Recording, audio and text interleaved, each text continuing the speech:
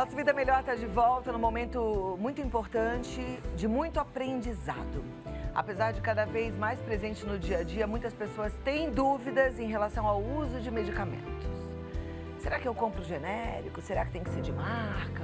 Alguns acreditam até que o genérico não faz o mesmo efeito, né? Tem gente que não confia, que prefere o de marca, paga até mais caro. E outros que só usam genérico, mas que de repente ficam, será que estou fazendo besteira? Estou indo pelo preço? Vamos tirar todas essas dúvidas? A gente vai falar de medicamentos com o nosso convidado, Dr. Charles Schmidt, que é mestre e doutor em pediatria, trabalha há 27 anos como consultor para indústrias farmacêuticas em pesquisa clínica e tem conhecimento para deixar a gente tranquilo na hora de chegar no balcão e fazer boa escolha na farmácia. Seja muito bem-vindo. Eu que agradeço pelo convite. Esse assunto a gente já falou aqui no passado, mas eu acho ele importante de ser reforçado, porque a dúvida muitas vezes continua. Aliás, a nossa equipe foi até para as ruas para saber se as pessoas têm segurança ou não na hora de comprar medicamentos. Vamos assistir antes e aí a gente começa o nosso bate-papo. Pode ser? Claro. Então vamos rodar. Você usa remédio genérico? Uso. Não tomo. Eu aprendi com meu pai a não usar genérico.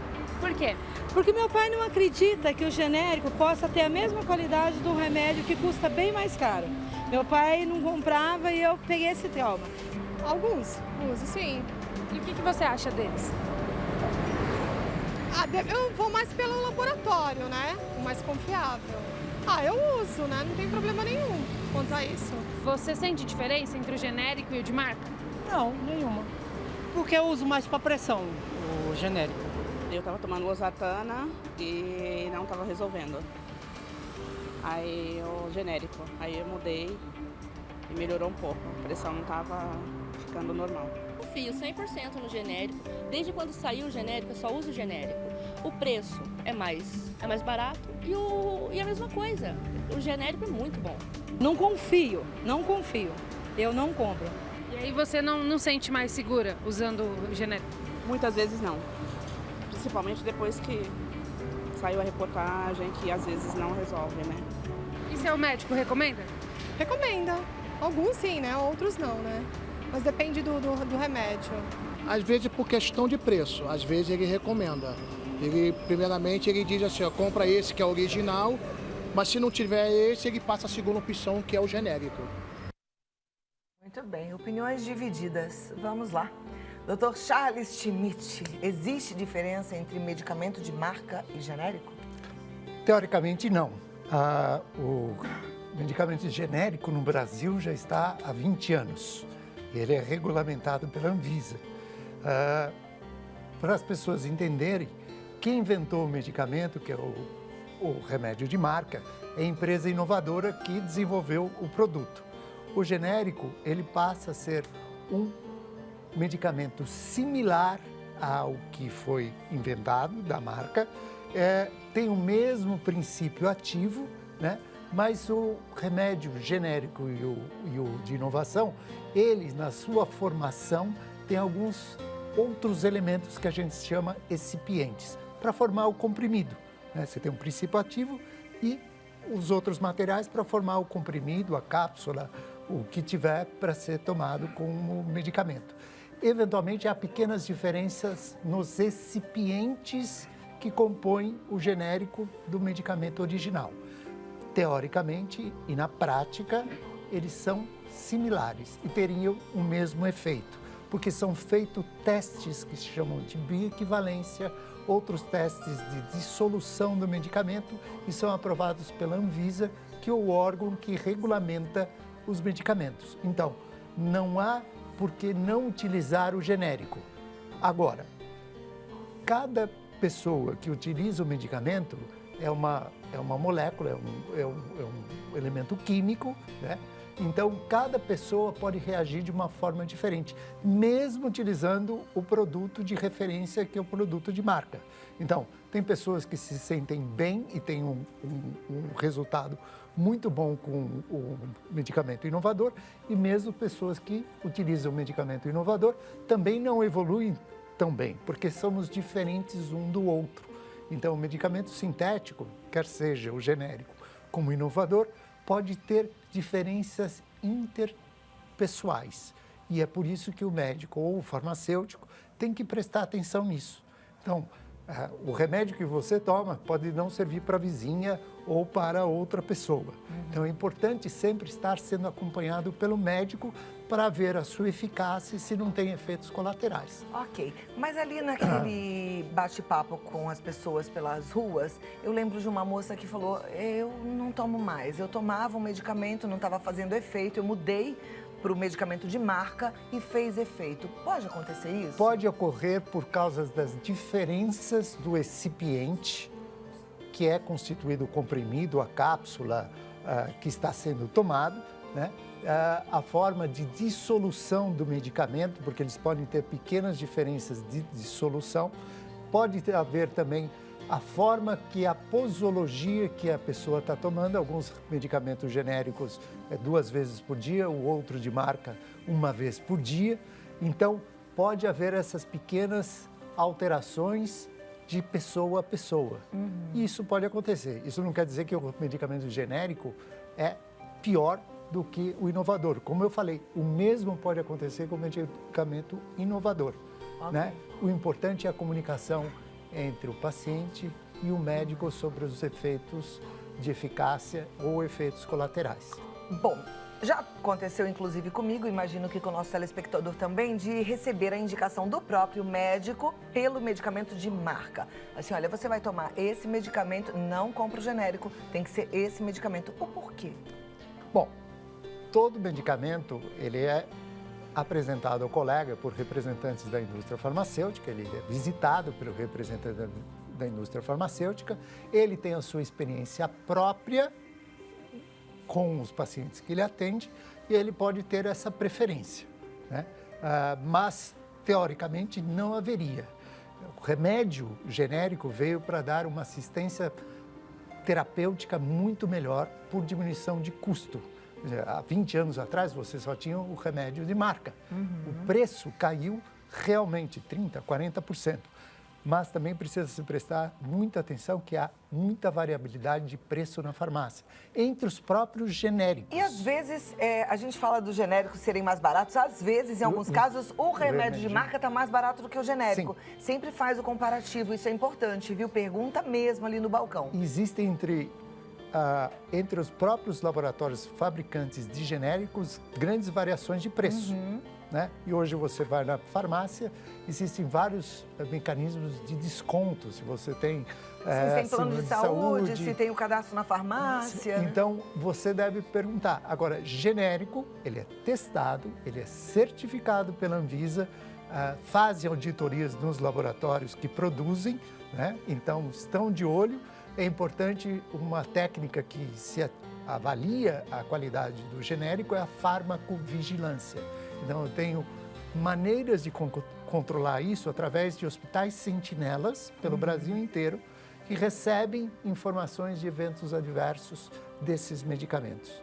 E isso é colocado num banco de dados que se avalia se aquele medicamento está sendo adequado ou não. Por isso que é importante os pacientes reportar, não fez efeito, apareceu um efeito adverso, algum problema na pele, uma diarreia, alguma coisa assim, reportar ao médico para que o médico também possa reportar ao laboratório e às agências de notificação, chama Notivisa, os efeitos colaterais. Tá, a gente tem que fazer a nossa parte, então, para que isso fique cada vez mais claro e transparente, né? Doutor, tenho uma dúvida. A gente também viu ali nas entrevistas que as pessoas confiam em determinados laboratórios. Existe mesmo um bom laboratório? Porque, assim, o famoso é o melhor. Às vezes a gente ouve tanto falar num laboratório que a gente acha que ele é bom porque ele é famoso. Normalmente, os grandes laboratórios têm uma história de, às vezes, séculos, né, de existência. Então, tem um marketing de um século de existência, né, de produção, né, o ácido acetil salicílico, que foi inventado há mais de 100 anos, e da empresa que o desenvolveu, realmente traz um nome, uma marca, né, como qualquer empresa, substancial. Isso não quer dizer que um outro laboratório mais novo que esteja no mercado produza algo inferior ao que está há muitas décadas presentes, ou seja, é um trabalho de marketing, né? Normalmente, as grandes indústrias farmacêuticas, elas têm maior capacidade de inovação. E não são necessariamente elas que estão inovando, elas têm parceria com a academia, universidades ou pequenos laboratórios que estão desenvolvendo novos medicamentos. É o que a gente pode falar dos novos medicamentos, que são os medicamentos biológicos, que não são necessariamente desenvolvidos dentro de um laboratório farmacêutico, e sim em empresas, que a gente chama de startups, que estão desenvolvendo medicamentos para tratamento do câncer, tratamento para doenças reumatológicas, que são os medicamentos biológicos. O que são medicamentos biológicos? Então, para se ter uma ideia, o medicamento que todo mundo compra na farmácia é um medicamento sintético, né? Vamos dizer que o próprio ácido acetil salicílico vamos imaginar que é uma molécula de 20 átomos. Vamos imaginar bolinhas de gude. Então, essa molécula tem 21 átomos, né? 21 coisas. Um biológico pode ter 7.000 átomos. É uma coisa muito maior, é uma proteína, né? Tem uma conformidade espacial completamente maior, só que é um medicamento direcionado a um alvo específico, que pode ser uma enzima, pode ser alguma proteína que vai alterar o mecanismo, por exemplo, para desativar o câncer ou para tratar uma doença reumatológica. Ele custa muito mais caro. Ah, são esses os medicamentos que são caríssimos. De alto custo. De altíssimo custo e que algumas você não pessoas compra entram na farmácia. justiça para ter o direito. Né? Hoje... Que tratam doenças como o quê? Câncer? Câncer, artrite reumatoide, doença de Crohn, colite ulcerativa, são doenças crônicas de alto custo, né? Medicamentos de alto custo, às vezes um tratamento pode chegar a custar R$100.000 por mês, alguma coisa como essa, porque eles são muito difíceis de serem desenvolvidos. É um processo que você altera uma célula humana, uma bactéria em laboratório, um fungo, para produzir essa célula, começa a agir como se fosse uma fábrica, né? Que você tem que fazer um modelo, e ela produz uma certa proteína, que seriam essas moléculas, que tem um alvo específico, né? Isso é um processo extremamente caro e difícil de ser desenvolvido, por isso que chega a esse custo. Só que, da mesma forma que o genérico, passou-se a desenvolver o biosimilar, que não é o genérico do produto biológico, né? Por quê? Porque você usa uma célula viva para ser a sua fábrica. Toda vez que você usa uma célula viva para ser a sua fábrica, há pequenas diferenças na sua produção. E mesmo no laboratório que está desenvolvendo, ele não consegue manter sempre o padrão exato, mas a sua eficácia, o alvo, sim, é o mesmo.